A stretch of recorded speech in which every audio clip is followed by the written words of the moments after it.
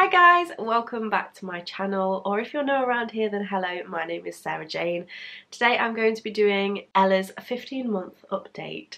So she's just about to turn 16 months next week, so I thought I would do an update because I haven't done one for a while.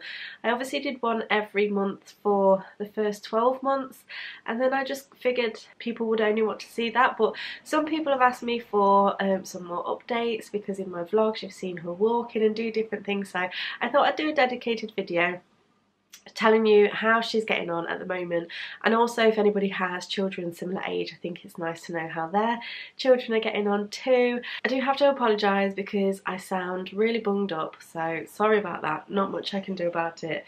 Not feeling great, hence why I've also got hair scraped back and all of that, but let's just push past that and get into this video. Okay, so as I've said, my last update for Ella was 12 months when I did her like 1 year video, and I haven't done one since then. I just didn't really think people would want to know, but people do. So I think as well when people are saying, oh, Ella's doing this now and Ella's doing that now, I realise that I haven't updated you. So the first thing that people mention is the fact that she's walking, and yes, she actually started walking just before Christmas. She was kind of really tentative at first, as they are, but now she is completely well away. She like runs and jumps into like dives into a ball pool, and she is just walking everywhere, and she wants to walk everywhere as well. If I'm holding her, she wants to get down and walk.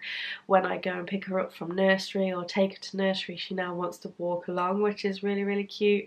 And I'm actually really happy because she is now wearing shoes, whereas when she first started walking she did not want to wear shoes.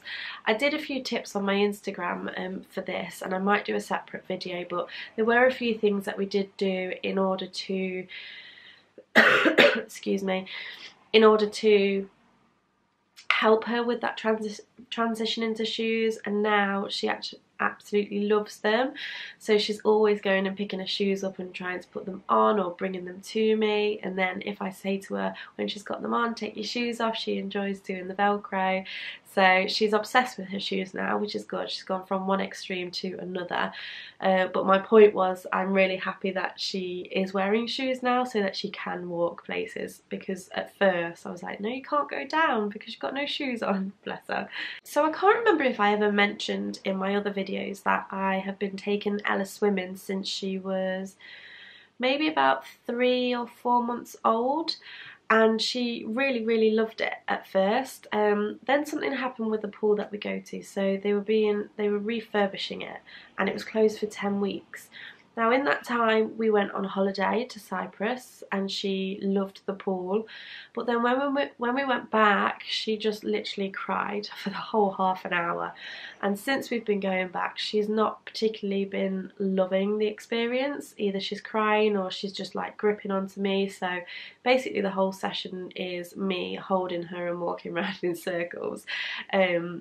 And when you're paying like £15 for a lesson, it's kind of expensive just to be walking around in circles. However, I have been sort of informed that the age that she's at the moment, because they're going through that kind of clingy phase, they don't want to be away from you, it is pretty normal.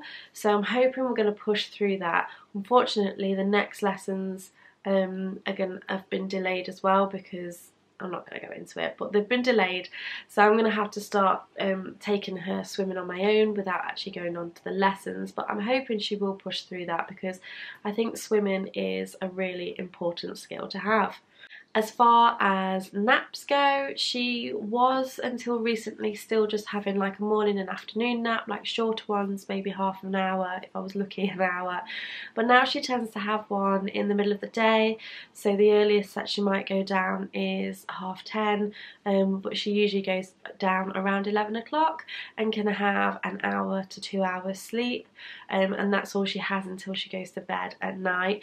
Now she is also starting to wake up a little bit earlier as well, so generally it's around 7, but she has over the last couple of weeks been waking up sometimes at 6, half 6. So we'll see how that goes, because I think she's just going through a bit of a period of transition at the moment, but that's generally what she's doing with her naps. She's still a really good eater. She still has her milk in first thing in the morning and before she goes to bed at night, and then the food that she has during the day she really enjoys. I've also been trying her on foods that she didn't like previously, so things like raspberries. Maybe about 4 months ago she really wasn't keen on them, but I've introduced them again within the last week and she's really liking that. So I'm going back to foods that she's tried before and trying her on them again to see if there's any difference, but she seems to pretty much eat everything. She's not keen on sandwiches as such. However, saying that, whenever I pick her up from nursery and they say what she's had, they say, oh yeah, she had sandwiches and she ate them all. So I'm like, well, why doesn't she eat my sandwiches? I must just not be very good at making sandwiches. As far as teeth go, she now has 10, I believe. I think they call them, I wouldn't say molars, but I think they're called premolars. They came through and they were literally the worst ones. I think for a period of about 2 weeks she just was really unsettled during the night. She wouldn't sleep very well because she was having 2 of these premolars come through at the same time. So the top premolars have come through, one at the bottom, and I think the other one's near enough coming through. She has been a little bit off the last few days, or certainly last week, so I think that was that one coming through, but those ones are definitely by far the worst that have been so far. As far as talking, she is doing really well. I think she's always been quite a good talker anyway, as in she's always been quite vocal.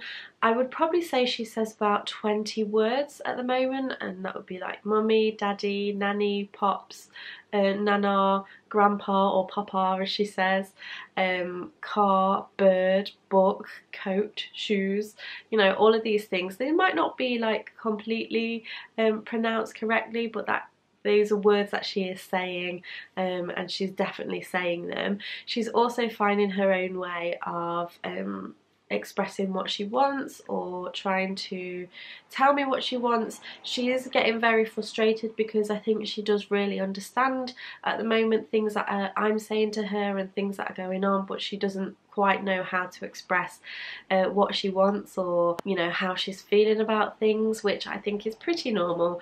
So there has been a period of time where she's been like scratching me or biting me or like hitting my face, which is a little bit sad. It makes you feel a little bit sad inside, but I know it's just a phase and I know it's just frustration rather than her wanting to hurt me. So I'm not going to lie, there has been a couple of tears sometimes because it has been really sad, but like I say, you've just got to keep in mind that this happens and it's just a phase and it's just that frustration. As far as playing, she's absolutely loving her ball pit again. She kind of wasn't playing with that for a while, but now it's actually in the kitchen and she kind of just runs and jumps in it, and she loves playing peekaboo in there as well. She also loves the house that we have in the kitchen. That was actually from a previous video that I did in collaboration with Fisher Price, but she absolutely loves it and has so much use out of it. It keeps her entertained for ages. She loves pretending to wash up at the sink and put things in the fridge and turn the light on. So if you haven't seen that video, I'll leave a link in the description box below, but she really loves that. I've started doing a few more craft activities with her as well, like painting and different things like that. I actually did a video just recently. I'll leave a link in the description box below so you can go and watch that, of some ideas. It was actually in collaboration with a lovely lady called Gemma from The Hidden Gem. Her channel is amazing. If you want toddler activities or baby activities, go and check it out because it's so good. I am learning so much from her. So yeah, that is it for this update. I think I'll probably do another one around 18 months so I can show you the difference, what she's been from 15 months to 18 months, so just do them a little less regularly but still update you. I really hope that you have enjoyed this video. If you did, make sure you give me a thumbs up. Don't forget to subscribe to keep up to date with all of my latest videos. Thank you so much for watching and I shall see you again next time. Bye!